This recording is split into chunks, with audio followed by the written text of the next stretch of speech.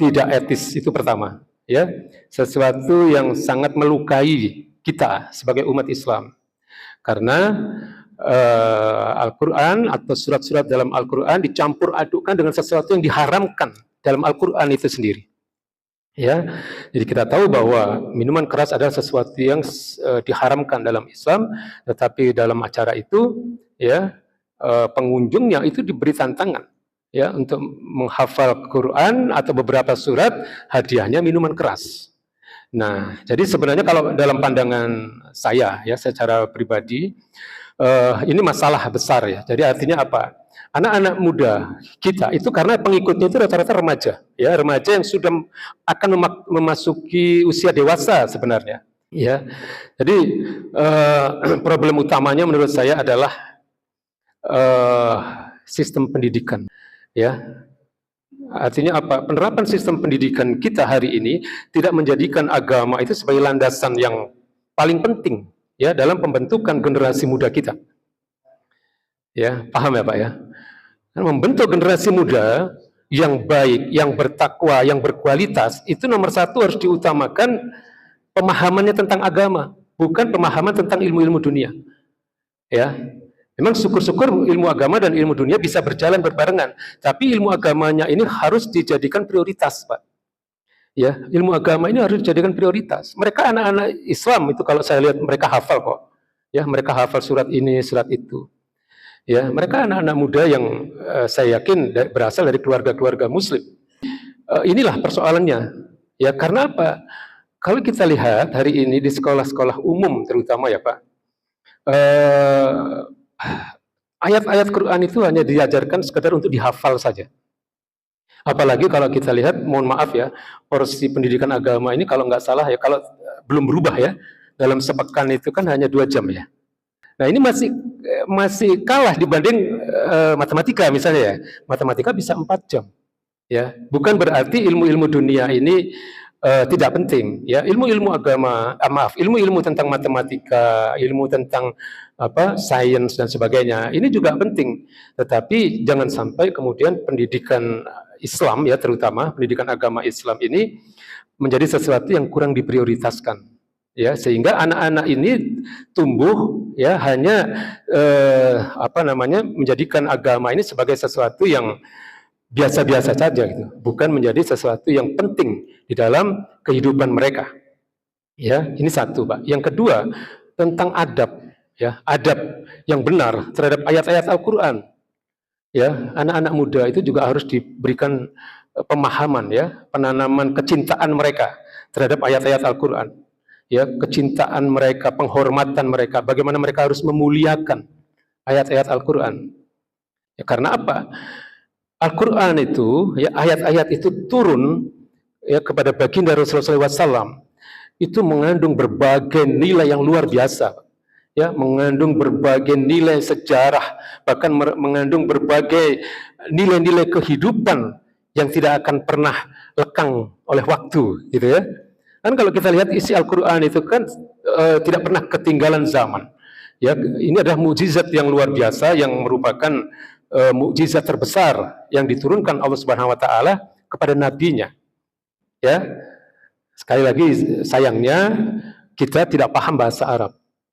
Itu saja. Ya, padahal dari sisi kebahasaan, ya, dari sisi kalamiahnya, Al-Quran itu bahasanya luar biasa. Kemudian dari sisi maknawiyahnya, maknanya itu mengandung berbagai isi dari persoalan keimanan, persoalan sejarah, ya, persoalan yang tidak bisa dijangkau oleh akal manusia.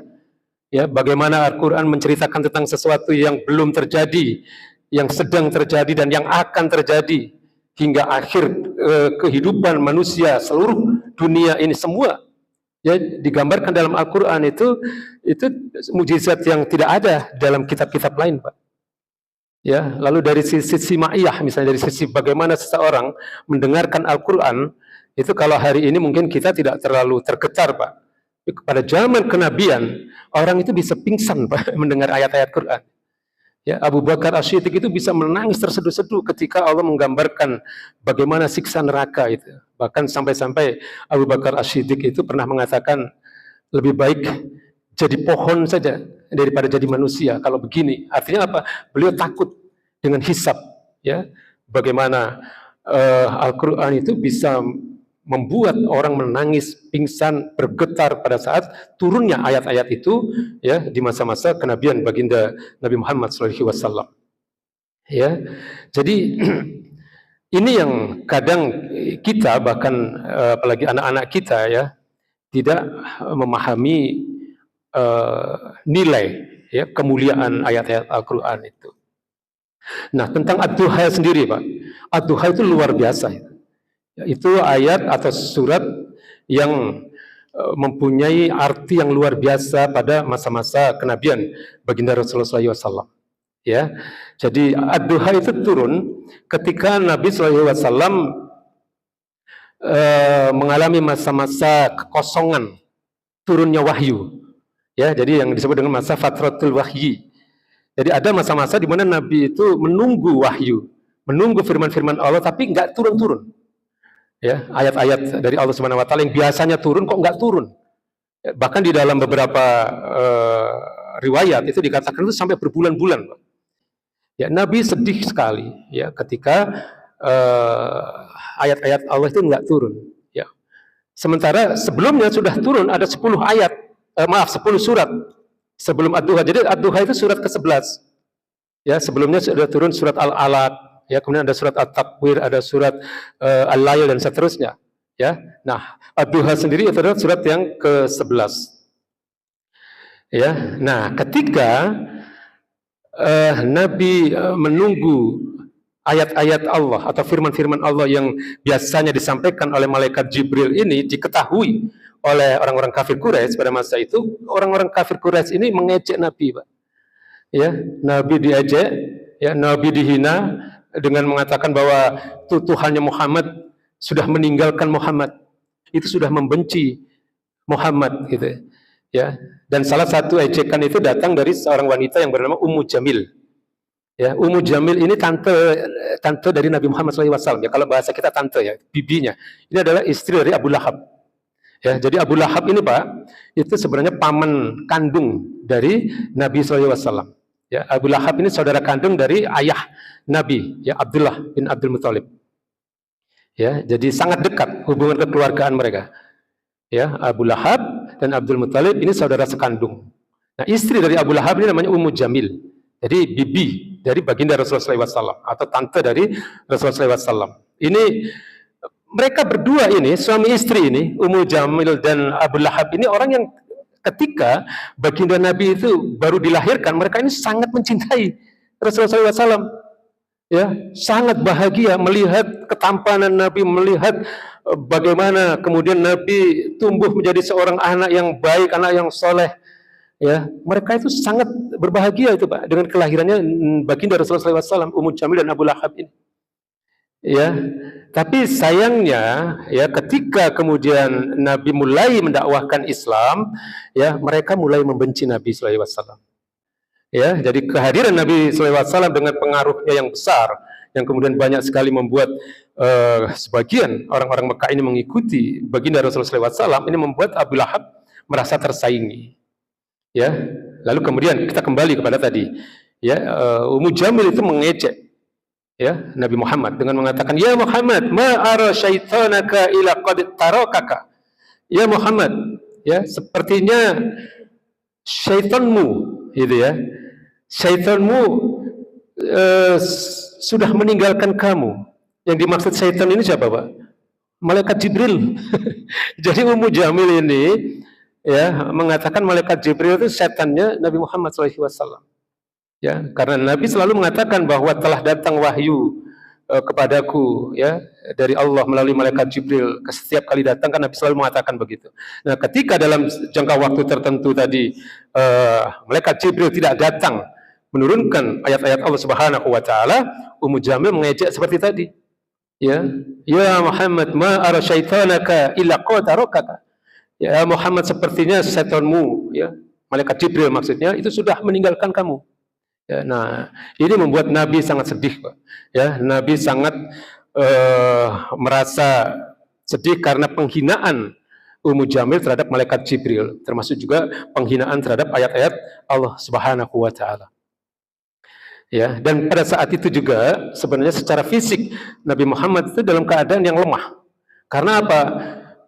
Pada periode Mekah itu Nabi seringkali mengalami siksaan, Pak. Ya, dilempari batu, dilempari macam-macam. Ya, hingga berdarah-darah. Ya. Nah, pada saat itulah ya turun surat Ad-Duha. Ya, sebagai apa? Sebagai bentuk penghiburan ya dan penegasan kepada Nabi Muhammad bahwa Allah tidak akan meninggalkan nabinya. Allah tidak akan meninggalkan hamba-hambanya yang beriman. Ya, jadi ini pelajaran juga bagi kita, Pak.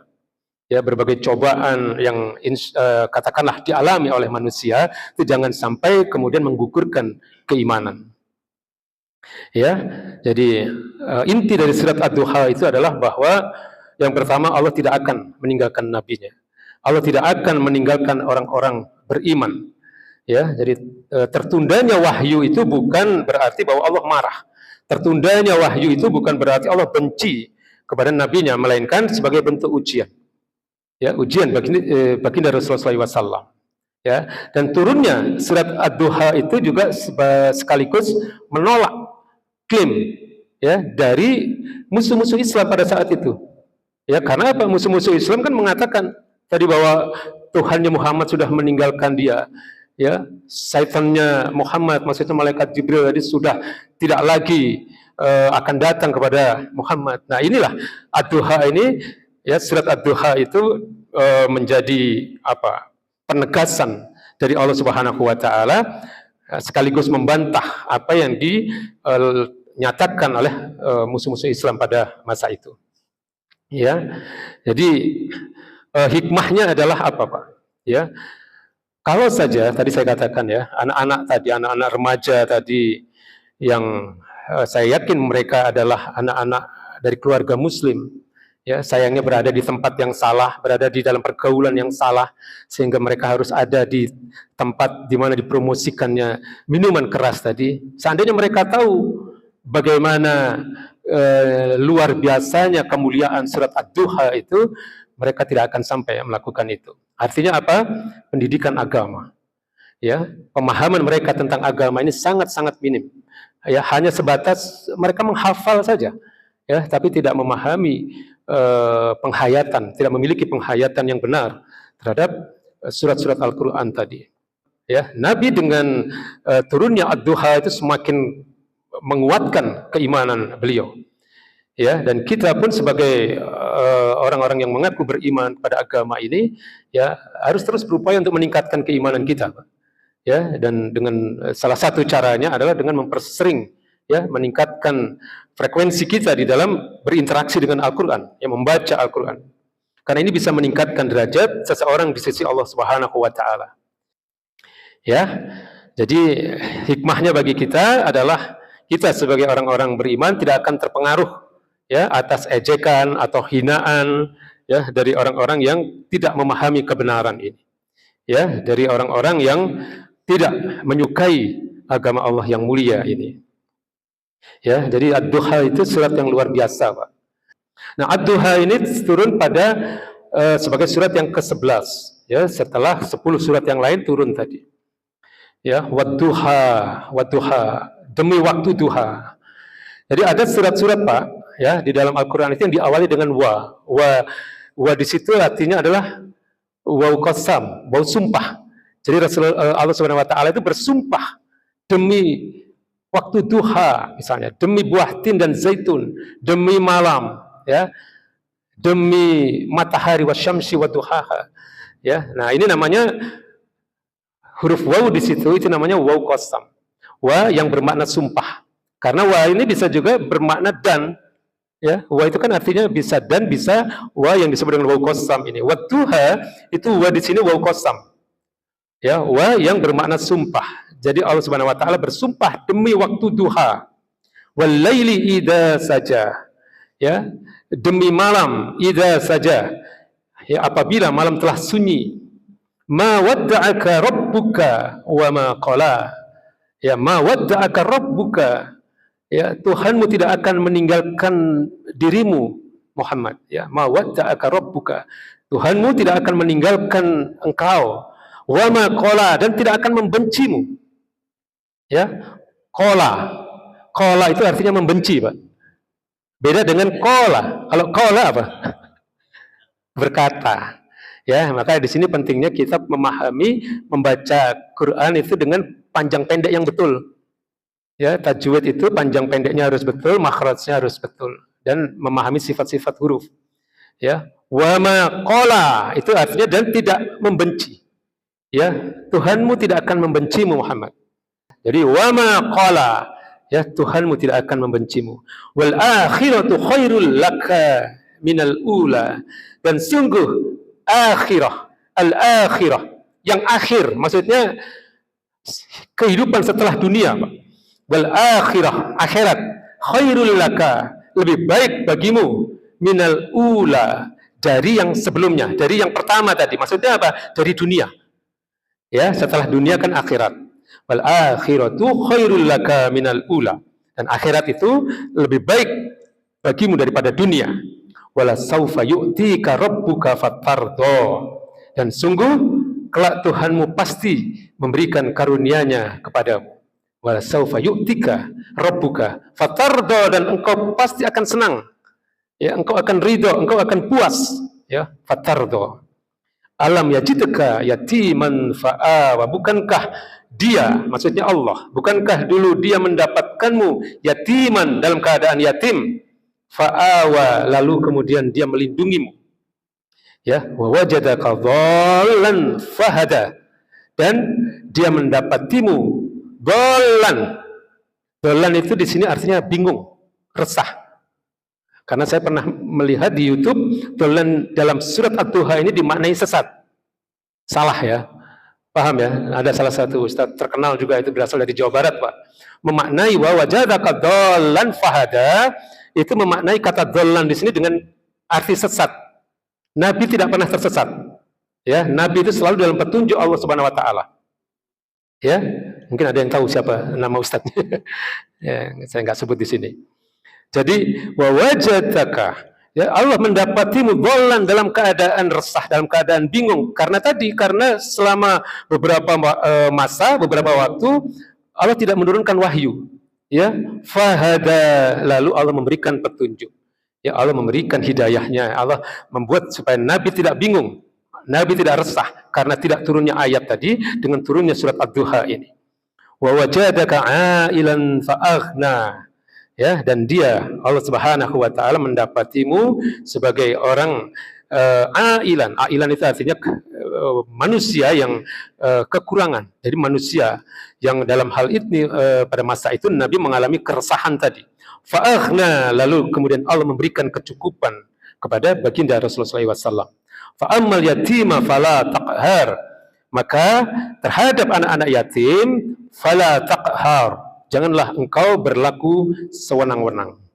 Ya, wa ammas sa'ila fala tanhar, dan terhadap orang yang meminta-minta, as-sa'il, sa'il itu meminta, peminta-minta, fala tanhar, janganlah engkau membentak, jangan engkau menghardik, ya, orang-orang yang peminta-minta tadi.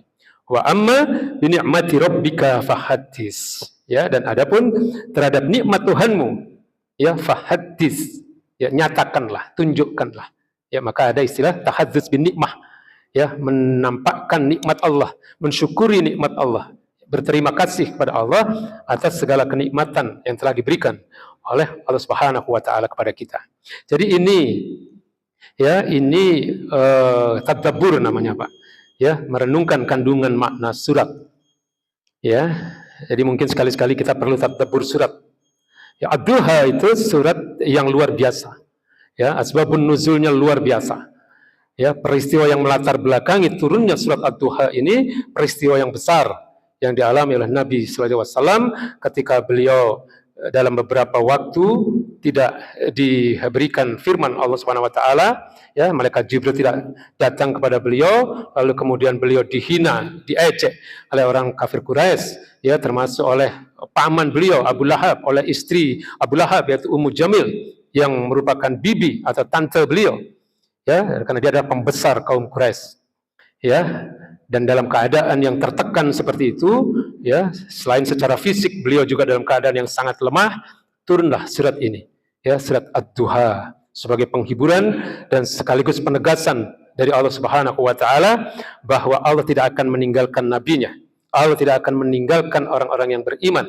Ya, ketika kemudian orang-orang beriman itu mendapatkan ujian, itu bukan berarti Allah membenci mereka. Ya, tapi Allah memberikan ujian dalam rangka meningkatkan derajat seseorang. Ya, saya kira ini yang bisa kita bahas pada malam hari ini. Semoga bermanfaat. Ya, kita akhiri dengan istighfar, hamdalah dan kafaratul majelis.